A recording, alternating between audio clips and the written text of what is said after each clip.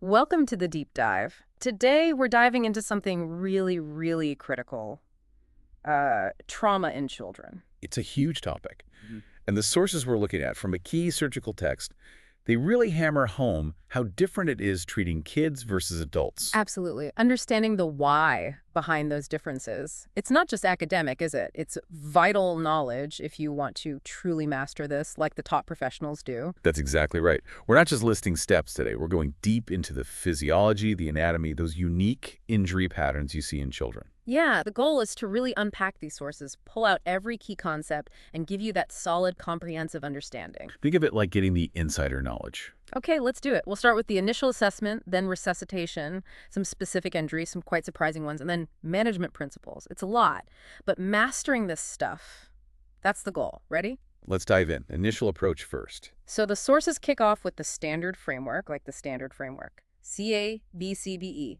ATLS standard. But immediately, they flag it needs adjusting for kids. Absolutely. The letters C, A, B, D, E, they stay the same. But what you look for, what it means, that changes because kids' bodies are just different. Let's take A, airway. Okay, airway. Why is that sniffing at the morning air position, that neutral head position, so important for kids? Not like adults where you might extend the neck sometimes. It's pure anatomy. Kids have proportionally bigger heads, floppier necks, relatively speaking. If you crank their neck back, you can actually kink their trachea shut. Oh, wow. So extension can actually block the airway. Exactly. That neutral sniffing position lines everything up properly. It seems small, but it's potentially life-saving. Simple anatomy, massive difference. Okay, B for breathing. The sources mention something really significant about cardiac arrest here. They do. Yep. In kids, cardiac arrest is usually not a primary heart problem. It's overwhelmingly hypoxia, lack of oxygen. Hypoxia. Okay, so what does that mean for managing it? It means if you can fix the oxygen problem, get oxygen in, ventilate them effectively, you often get their heart beating properly again. Aggressive oxygenation and ventilation are absolutely number one. That's a huge difference from adults. Focus on oxygen straight away. Now, C for circulation. This sounds like another area where kids can fool you. This is maybe one of the most crucial points. Kids compensate incredibly well for blood loss. Their heart rate might go up a bit, but their blood pressure stays normal for a surprisingly long time. So they look okay, even when they're not. Right.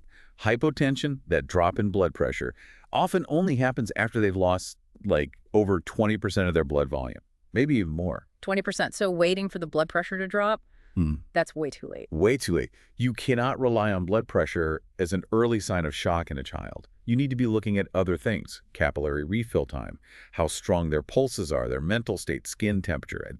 Those are the earlier clues. Okay, so BP is a late sign. Got it. What about D? Disability? Neurological status? Yeah, here the sources mention the need for an age-adjusted Glasgow Coma Scale.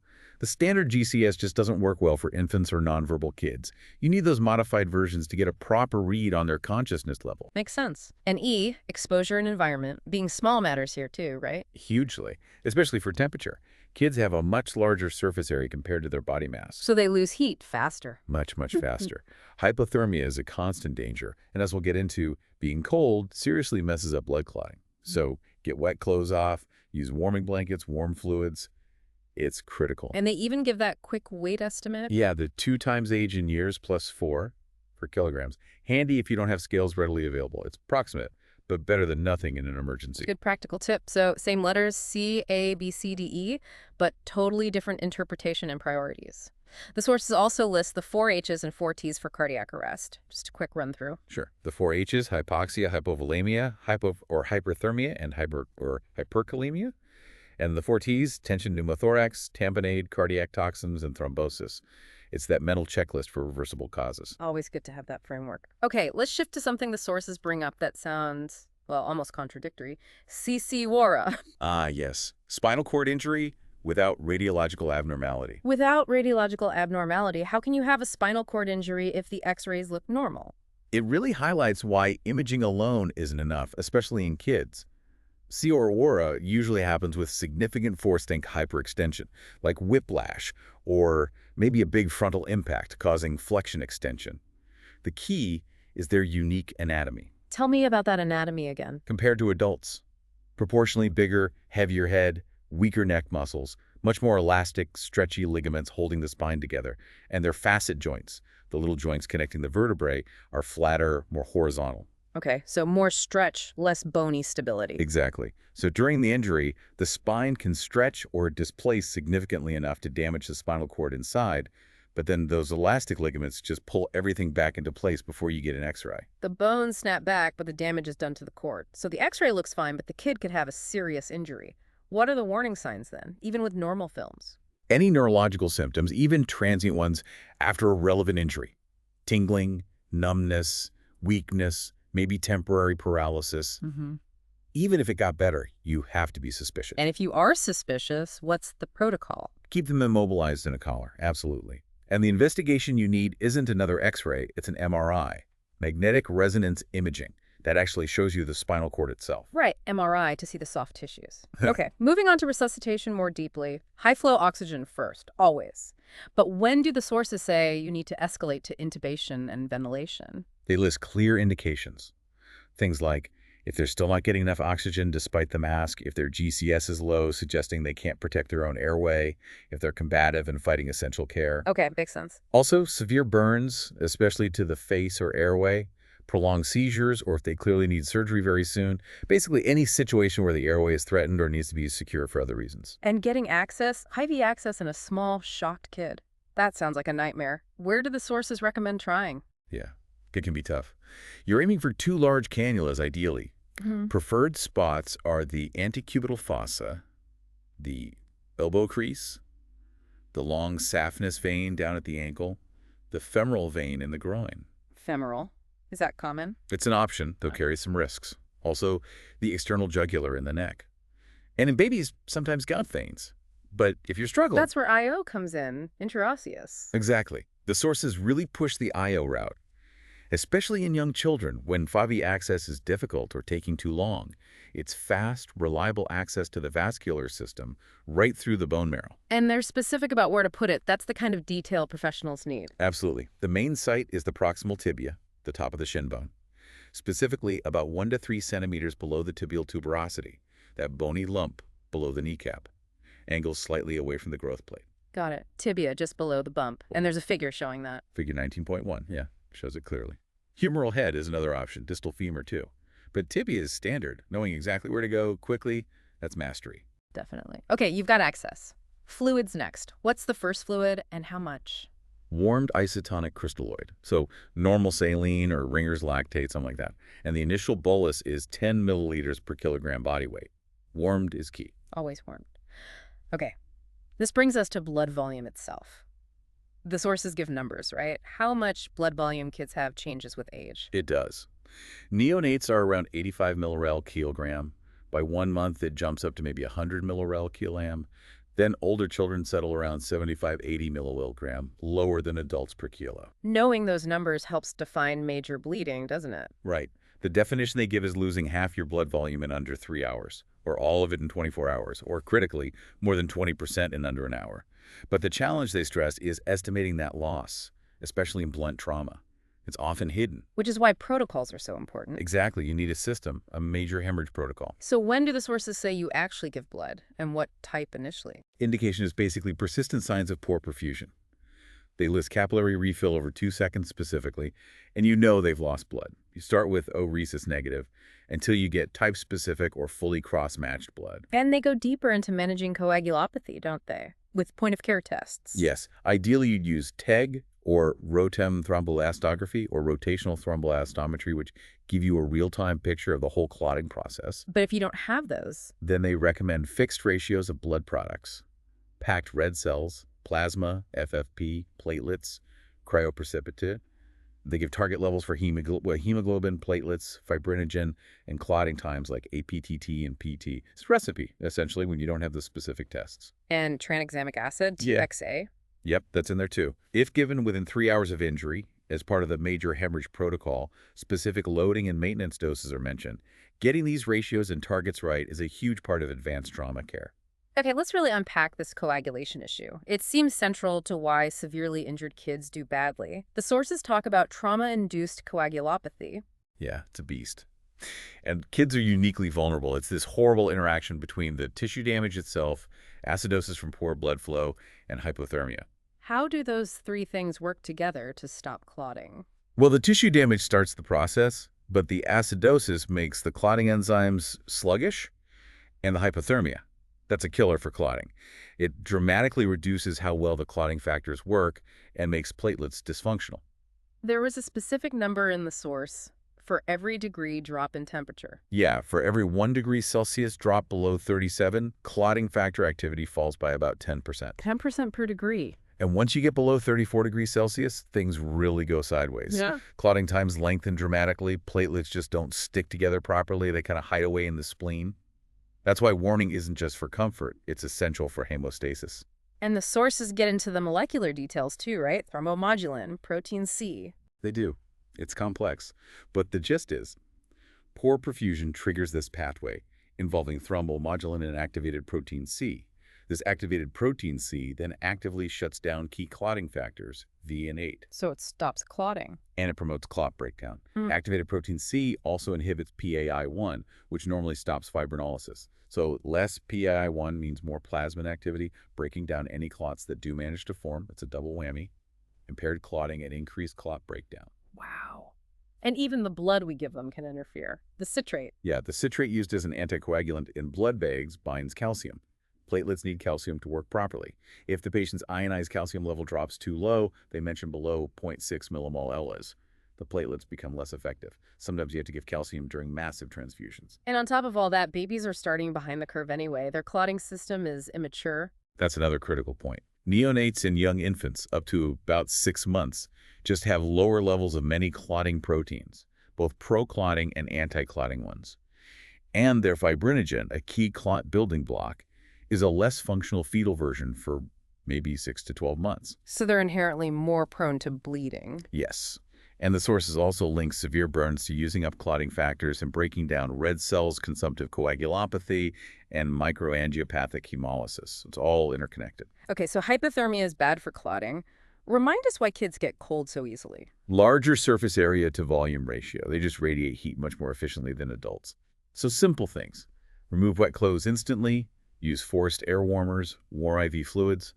Absolutely vital. And they also get hypoglycemic more easily at low blood sugar. Yeah, their glycogen stores, the stored sugar, aren't mobilized as well under stress compared to adults, so you've got to check blood sugar in any significantly injured child, especially if they're nil by mouth. Right.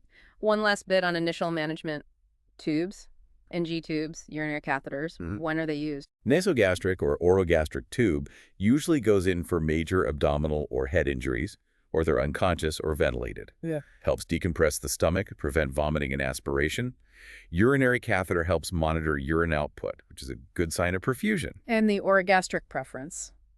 If you suspect a basal skull fracture, you use an orogastric tube, going through the mouth, not the nose, to avoid accidentally poking it up into the brain through the fracture. Makes sense. And if you suspect urethral injury, no urinary catheter then. Correct. If there's blood at the meatus or high suspicion of urethral injury, you avoid the urethral catheter and place a suprapubic one instead, directly into the bladder through the lower abdomen. Okay, let's talk severity scoring. The ISS, injury severity score. The threshold for predicting mortality is different in kids. Yeah, it's higher. In adults, an ISS over 15 is often quoted as predicting significant mortality. In kids, the sources say it's over 25. Why so much higher? Because kids more often have isolated injuries, like just a head injury or just a broken leg. True multi-system trauma, hitting multiple body regions hard, which drives the ISS score way up, is less common, only about 10% of cases according to the sources. So a lower score doesn't mean the same thing. Interesting. Okay, now let's get into specific body regions and how trauma looks different. Head injury first. Beyond GCS, what about the fontanelle in babies? Right, the soft spot. If it's bulging, that can suggest raised intracranial pressure. If it's sunken, that might mean dehydration or hypovolemia.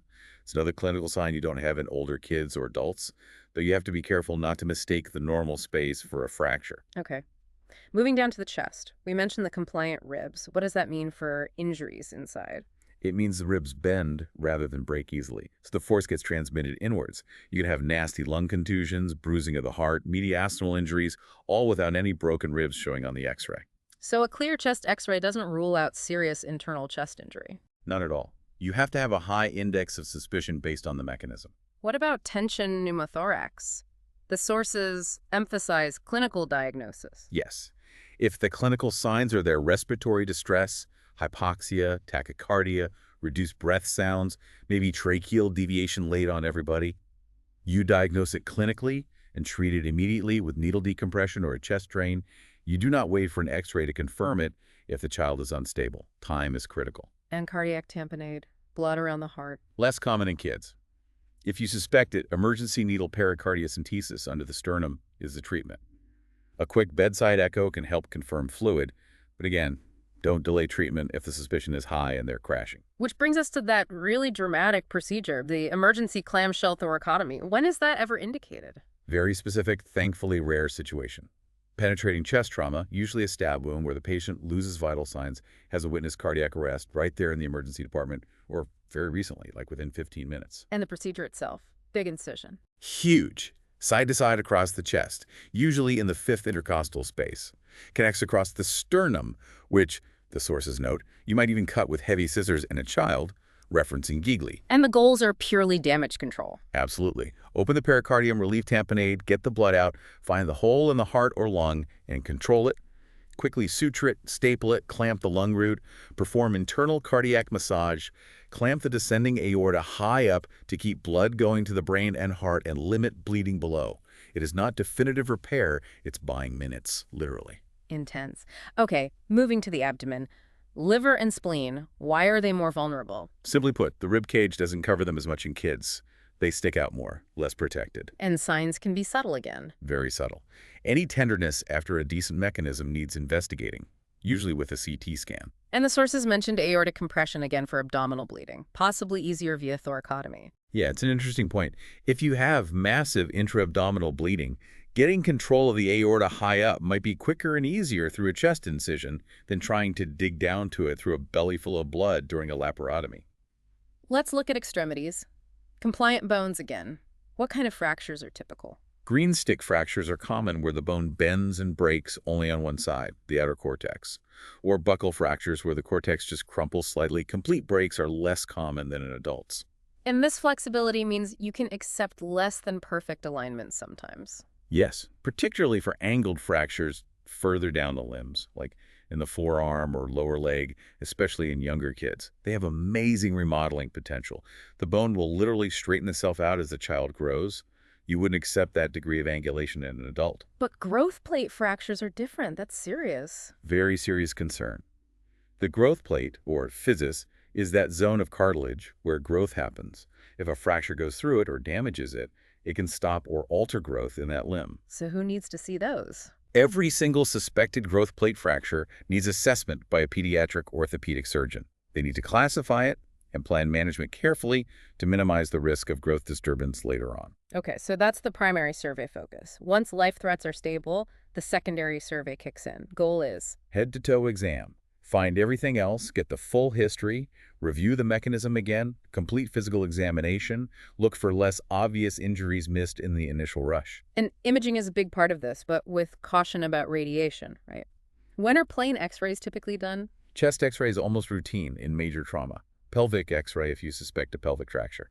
And obviously x-rays of any limbs where you suspect a fracture, AP and lateral views usually. What about the neck? Cervical spine x-rays? If there's any concern based on mechanism or symptoms, and you need specific views, a good lateral that shows all the way down from the skull base to the top of the thoracic spine, C7T1, plus an AP view, and an odontoid or peg view through the open mouth to see C1 and C2 properly. Getting that C7T1 view can be tricky, though. Yeah, especially in kids with broad shoulders or short necks. If you can't see it clearly on the lateral x-ray, you need further imaging, usually a CT. Okay, CT scans.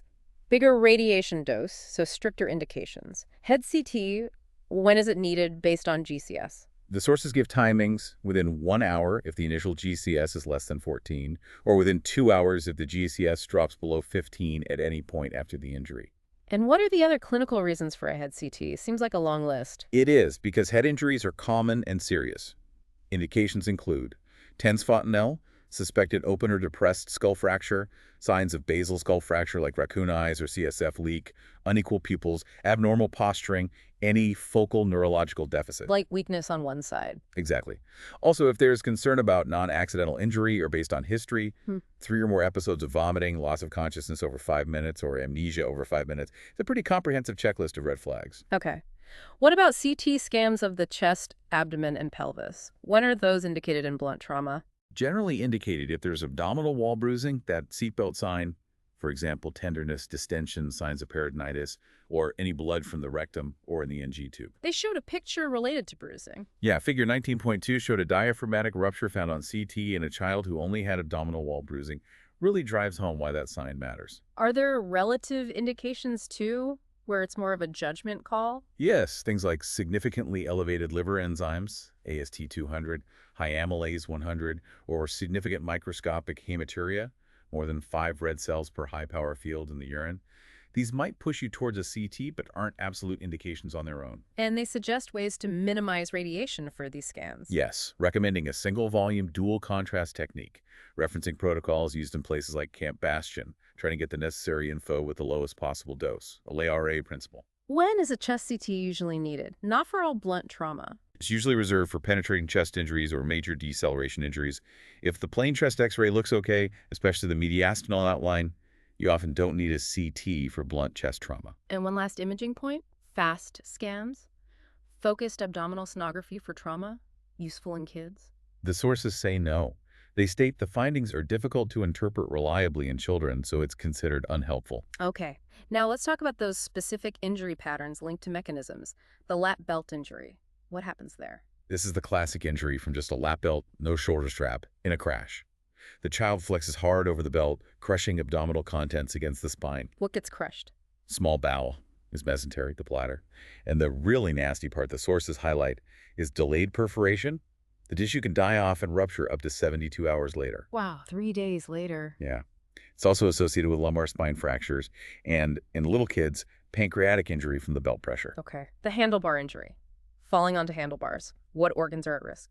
Again, it's that focused force crushing things against the spine. Typically the pancreas, the duodenum, first part of the small bowel, and the small intestine or its mesentery. And potential consequences. Delayed issues again. Definitely. You can get a duodenal hematoma causing blockage days later.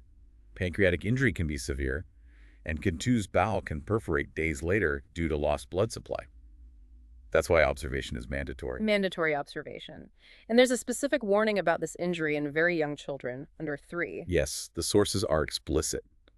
Handlebar injury pattern in a child under 3, you must consider non-accidental injury, NAI, child abuse. The reported mechanism might just not fit. A crucial red flag. What about the straddle injury? That's from falling astride an object edge of the bath, fence, crossbar of a bike. Force is concentrated on the perineum. Injuries involve Perineal bruising, lacerations, and importantly, potential injury to the urethra or vagina. Needs careful examination. This leads directly into recognizing NAI, a tough but vital area. When should you suspect it generally in trauma? Whenever the story just doesn't fit the injury, the reported mechanism, the timing, the details seem off, inconsistent, or vague. And what specific injury patterns raise flags, especially in babies under 2? The sources list fractures, especially certain types like spiral fractures of long bones and non-walkers, rib fractures, complex skull fractures, also significant abdominal injuries or intracranial bleeding without a clear, adequate explanation. Bruises seem common, but dating them is hard, you said. Can the pattern help? Dating is unreliable, but the pattern can be telling. Bruises shaped like objects, handprints, belt buckles, looped cords are highly suspicious. They don't typically happen during normal play. Where are bruises worrying in a baby who can't move much yet versus a toddler? Bruises anywhere on the torso, limbs, or face of a non-mobile infant are very concerning. In contrast, bruises over bony bits like shins, forearms, foreheads are common and usually okay in toddlers who are bumping into things constantly. What locations are listed as particularly unlikely to be accidental? Cheeks, neck, genitals, buttocks, and the back. Bruises in those areas need a very high index of suspicion. Important to remember medical mimics too, right? Things that look like bruises but aren't abuse. Absolutely critical. Mongolian spots look like bruises but are birthmarks. Hemangiomas too. And medical conditions like ITP, Idiopathic thrombocytopenic purpura, causing low platelets or even leukemia, can cause widespread, seemingly unexplained bruising. You have to consider the whole picture, do the medical workup. Right, need careful assessment. Okay, let's move towards definitive management. Longer-term care, chest injuries first, small pneumothorax or lung contusions. Small pneumothorax, if stable, might just be watched with serial x-rays. Lung contusions are about supportive care, good pain relief so they can breathe deeply and cough, plus chest physiotherapy to clear secretions and prevent pneumonia. What if there's a penetrating lung injury needing surgery? Might need thoracoscopy, keyhole, or thoracotomy, open in. Often, you can repair the lung leak with fibrin glue or a surgical stapler. Rarely need to remove whole segments or lobes in kids. In the abdomen, free air means Laparotomy or laparoscopy. Always. Need to find and fix the hole, usually in the bowel. what about stab wounds that didn't go all the way in? If you're sure it didn't penetrate the peritoneum, just clean the wound and close it.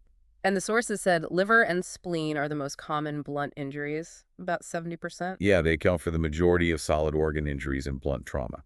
Which brings us to that key principle for managing them if the child is stable. Non-operative management. That's the standard of care now for most blunt liver and spleen injuries in hemodynamically stable children.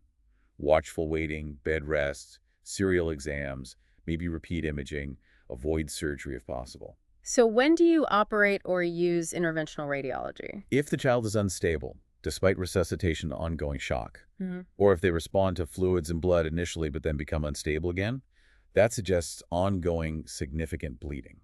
And that point about needing a second transfusion, it doesn't automatically mean surgery. Right.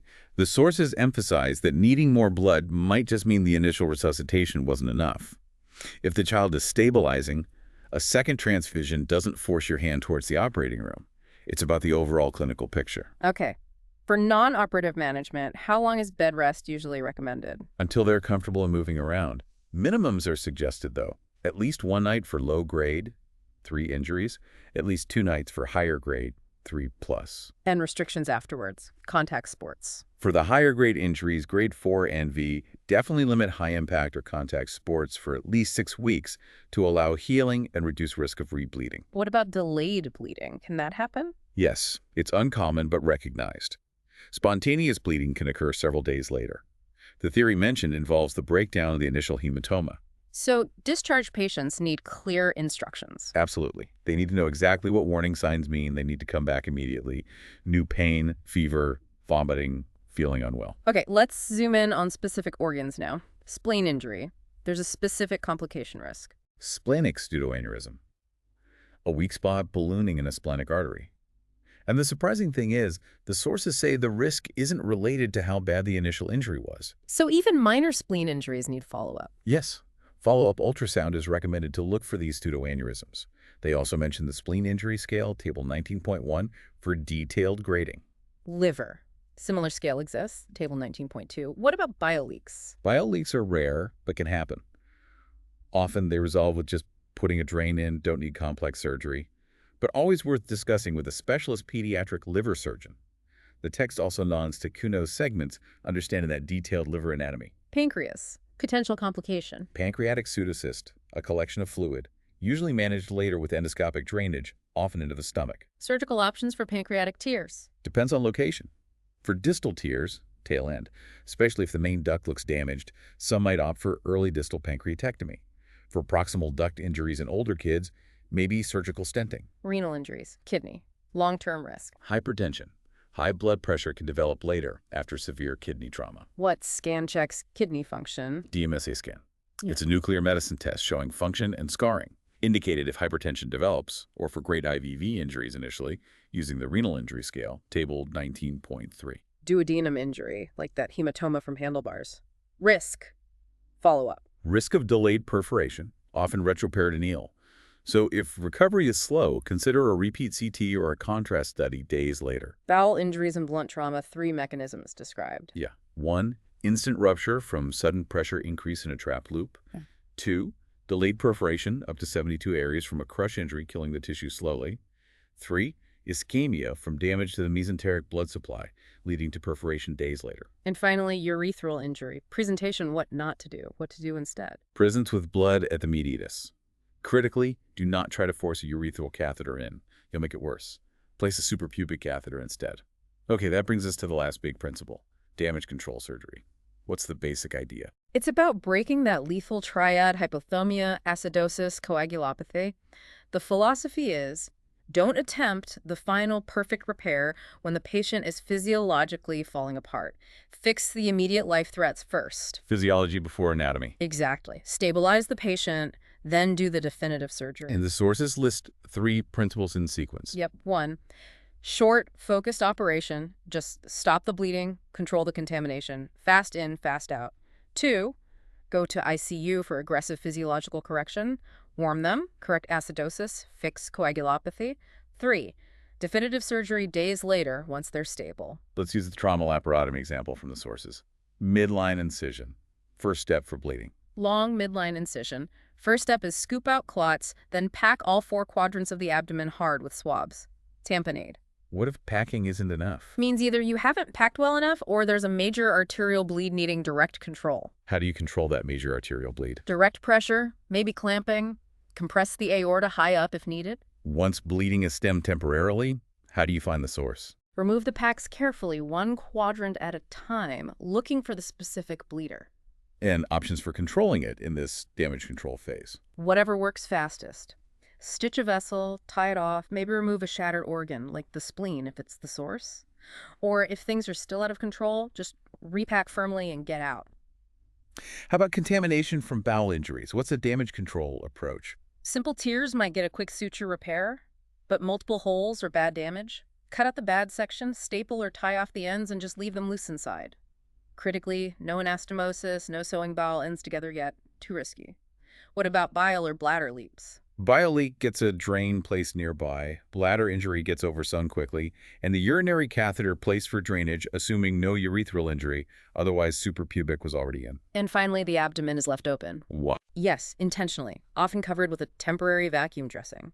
It avoids abdominal compartment syndrome, allows easy reaccess for the planned second surgery, and lets the ICU team focus purely on physiological resuscitation without the stress of a closed abdomen. Wow, okay, that was incredibly thorough. A real deep dive covering everything from the initial ABC differences, Esibora, the complexities of coagulation, NAI red flags, imaging strategies, non-op management, right through to damage control. We hit all those key source points. We did. Neck extension risk, IO access, lung contusions without fractures, CT indications, non-operative approaches, damage control. It's all interconnected. It absolutely hammers home that treating injured kids well requires truly specialized knowledge. They are definitely not just small adults. Mastering this detail, like we aim to unpack today, is what makes the difference for those elite professionals. Exactly right. Understanding these differences isn't just interesting. It directly impacts how fast and how well you can intervene. It saves lives. The detail in sources like this is the foundation for that mastery. Yeah, thinking about how cold affects clotting or how an x-ray can lie about a spinal cord injury, it really makes you appreciate the depth required. So maybe the provocative thought to leave you with is this. We've seen just how different pediatric trauma is. Given that specialization, how much more could we improve outcomes globally by really focusing on developing and supporting dedicated pediatric trauma centers, teams, and training pathways? That's a powerful question to consider. Thank you for diving deep with us today on such a crucial topic. We hope this detailed exploration helps you on your journey to mastering this vital field.